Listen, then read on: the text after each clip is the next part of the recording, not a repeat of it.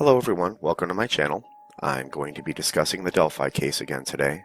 So if you're not familiar with the case, I've left some links down below that go over it in its entirety. I highly suggest you go check them out before watching this video. But with that being said, today is going to actually be a bit of a rabbit hole. I wanted to talk to all of you about a theory I have, and it actually begins with this. You said something during the briefing that struck me, that you feel like the investigators may have talked to him. Do you think that at some point or since then that one of your guys has gotten in front of this person and asked him questions? And if so, then how, at that point, did it not lead to an arrest, and how could it moving forward? Well, I think it's likely. I think it's likely. There's a lot of opinions out there. There's a lot of subjective opinions. There's a lot of analysis being done, which we're trying to encourage folks to not do those kinds of side-by-side analysis. But I really believe that over time we're going to have an idea that we were onto something early on. The current sketch was created 3 days after the murder. The information given to the police at the time was credible enough that they actually made a sketch as a result of it. However, something happened that caused the police to start looking in a different direction, and eventually they ended up not using the sketch and creating a whole new one. A sketch of the man they say is responsible for the murder of Abby Williams and Libby German. Our Call 6 team broke this story on Good Morning Indiana, and now our team is in Delphi gathering the latest information.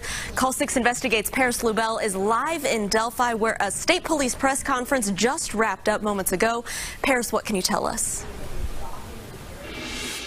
That's right, Lauren. We're here in the Delphi Command Center. That's where the investigation and all the investigators are working out of. And just in the last hour or so, police have released this picture. It's a composite sketch of who they say is the prime suspect in Abby and Libby's murders. Obviously, there was some confusion amongst the witnesses for such drastically different sketches to have been made. But which witnesses were responsible for the old sketch? Who was responsible for the new one? And why would police use wording like the old sketch is secondary now? Well, most information on the internet seems to point to the old sketch, the one of the older man, that was created as a result of two specific witnesses. Now, keep in mind this isn't a fact, but it does seem to be the prevailing thought. Those witnesses would be a younger 16-year-old girl who claims to have seen Bridge Guy near the Freedom Bridge on his way in, and a second witness was a man in his 20s who claims to have seen Bridge Guy when he was exiting. Flannel Shirt Guy also claims to have seen Bridge Guy when he exited, but it's unclear if he actually took part in helping create the old sketch. So, what exactly did these two witnesses see? It is said online that the younger 16-year-old girl said that she saw Bridge Guy sometime around 1:30 while she was with her friends near Freedom Bridge. She said he looked like he was in his 40s, he was wearing a short-brimmed hat, and his lower face was covered with a scarf. She actually thought he was very overdressed for the weather at the time. She said hi to him, and he gave her a weird look, and it actually weirded her out enough that she ended up going to the police and giving his description before the bodies were even discovered. The second witness was a man in his 20s walking with a girl. He claims that he actually saw Bridge Guy when he was leaving. This is the person that was mentioned in Harvey Carroll's video and is sourced numerous times on the internet, and it also apparently seems to be the couple that was referred to by Flannel Shirt Guy when he said he saw a couple near the bridge. He claims that Bridge Guy was no longer had his hood up, he had his hat, and that he described it as a short-brimmed painter-style hat. He also said that the Bridge Guy had a scarf covering his face. So, if both witnesses didn't truly get a look at Bridge Guy's face because it was mostly covered with a scarf and a weird hat, how did we wind up with the old sketch that actually showed his face? Well, I think it's possible that the sketch artist that was brought in used other sources to fill in the gaps and create that sketch. I think the sketch artist used the witness accounts, and he also used this.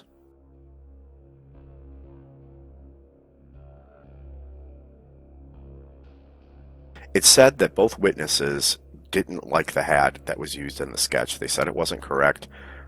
From my understanding, from the way I've read it online, it sounds very similar to like a painter's cap or even a cadet cap that was a really popular hat in the 90s. But apparently they made such a big deal out of it that the Indiana State Police went on to say this as a result. Now in the release you talk about not to focus on the hat. It might not be accurate. Can you talk a little bit about that so people at home know why? Well, if you see the original picture down below, it appears that he's got a hat on that's got the flaps down over the kind of down over the face. We want to make sure that you focus on the picture. We want to make sure the face is what you're looking at. and not to worry about the hat. Even though that hat is not quite the same as the one in the picture, we want the facial features is what we want you to look at. Now, investigators say look at the face specifically and don't focus at the hat, as it might not be accurate. The clip of Bridge Guy walking is pixelated. It's difficult to make out any details. You can't be sure if what you're seeing is pixelation or genuine features.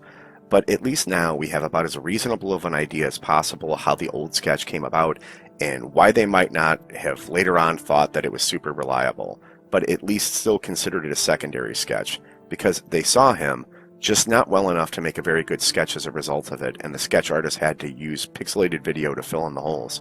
So that brings us to now, and perhaps the most important question. During the course of this investigation, we have concluded the first sketch released will become secondary as of today. The result of the new information and intelligence over time leads us to believe the sketch, which you will see shortly, is the person responsible for the murders of these two little girls.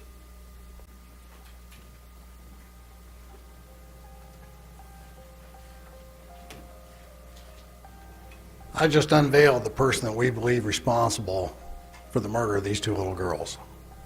Who saw this person, and why isn't he wearing a hat in the sketch?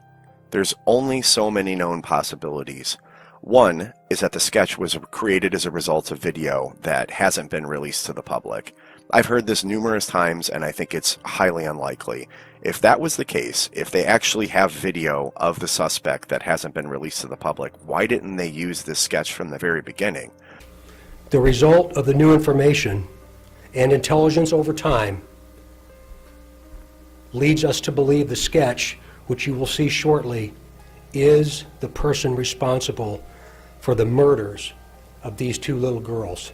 Another possibility is that someone saw a man near a broken down truck that was near the crime scene, but I haven't really been able to find much about this online, and if there's any validity to it, I think that there would be more about it online. Also, if their vehicle was on the side of the road, broken down for any length of time, there more than likely would have been more than one person who saw them. I'm not ruling it out, it just feels unlikely to me now. The next possibility came from a woman walking her dogs who saw a bridge guy at the south end of the bridge around 12:30.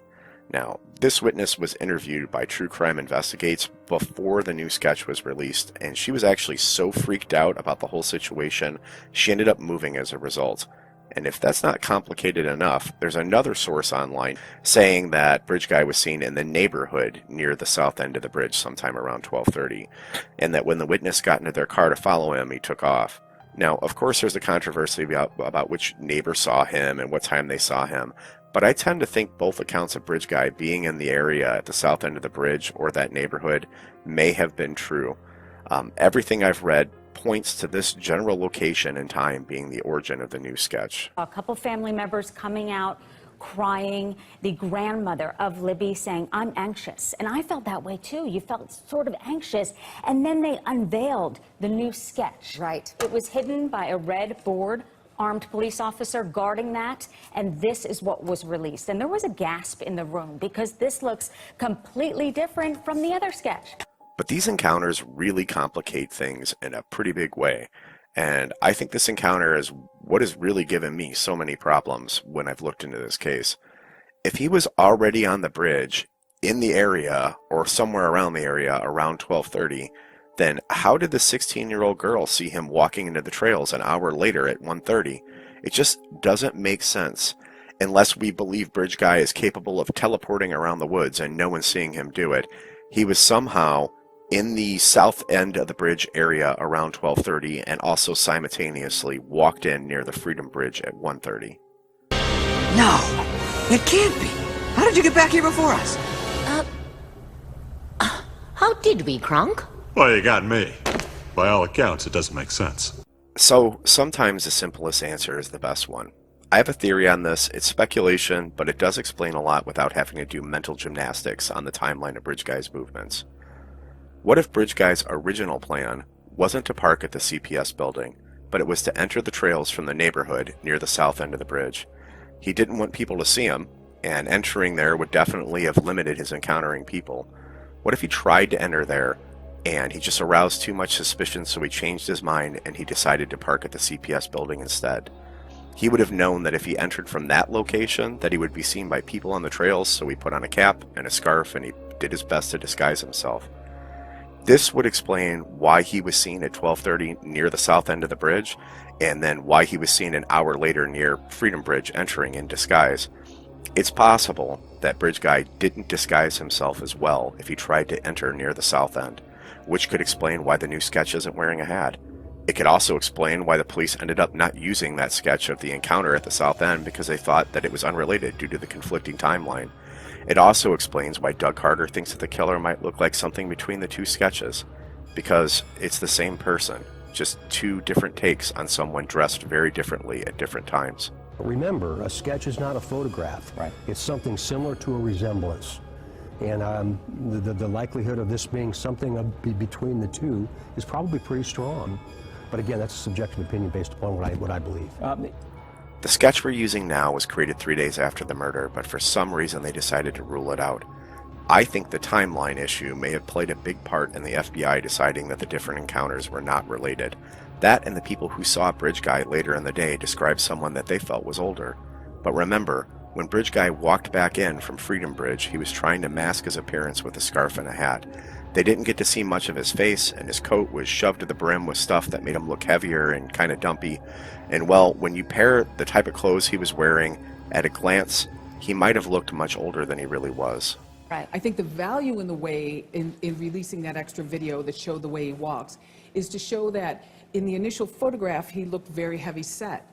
But in that video, that short video, you can see that his legs are thinner, and you can see that his jacket is bowed. So you think he's hiding something under the jacket? I think he's got all of the things he needs to commit the crime stuffed under that jacket. Well, I think it's possible that the FBI saw two sets of witnesses from two conflicting times who described what seemed to be two different people, and they ruled out the first set of witnesses. The FBI brought in a professional sketch artist, and they created the sketch of the older man based on the witnesses, the video, and the sketch artist's interpretation. But I don't think the Indiana State Police ever truly ruled out the early encounters at the south end of the bridge. And once the case began to die down, they decided to go with their gut. But I really believe that over time we're going to have an idea that we were onto something early on. In the very beginning of the case, the police were actually serving search warrants. This was done around the exact same time that the sketch was created that we're using today. A task force investigating the killings of 2 teen girls in Indiana serves a search warrant based on tips. 2 News reporter Kelly King has the developments of the case. Police say a search warrant was served at a home outside Delphi last night. At this point, no arrests have been made, though, in the double homicide. The search warrant apparently didn't provide any evidence linking anyone from those locations to the murders, but it does show that in the beginning the police felt like they were onto something. The case wasn't stagnant then. It wasn't until later that they moved away from the direction that they were originally heading in. But something changed last year to make them think that they were actually originally on the right track. Information is being released today is the result of literally thousands and thousands of hours of extraordinary investigative efforts by Delphi, Carroll County, the FBI, the Indiana State Police, and countless other agencies. During the course of this investigation, we have concluded the first sketch released will become secondary as of today. The result of the new information and intelligence over time leads us to believe the sketch, which you will see shortly, is the person responsible for the murders of these 2 little girls. But I really believe that over time we're going to have an idea that we were onto something early on. I'm curious what your thoughts on the case are, the different sketches, the bizarre timeline. Please let me know what you think below. And as always, thank you for watching.